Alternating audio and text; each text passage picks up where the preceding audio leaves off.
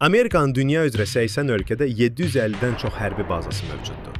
Bu, Rusiya, Çin kimi ölkələrdən dəfələrlə çoxdur. Qətərdə Əl-Udeyd hava bazası Amerikanın regiondakı ən böyük hərbi bazasıdır. Bəhreyndə də hərbi dəniz qüvvələrinin 5-ci donanmasının qərargahı yerləşir. Küveytdə 15 mindən çox əskər və bir neçə hərbi düşərgə var. Birləşmiş Ərəb Əmirlikləri Əz-Zəfra hava bazası ABŞ qüvvələrinə ev sahibliyi edir. Türkiyə İncirlik hava bazası NATO çərçivəsində və ikitərəfli müqavilələr əsasında istifadə olunur.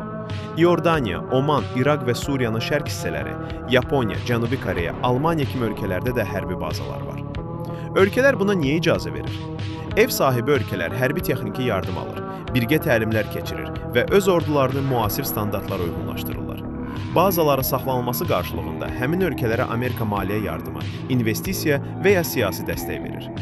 Onların terror birləşmələrinə, regional təhdidlərə qarşı təhlükəsizlik təmin edilir. Bəs sizcə, bu bazalar həmin ölkələri qoruyur, yoxsa onları böyük güclərin oyununda hədəfə çevirir? Fikirlərinizi rəydə bildirin.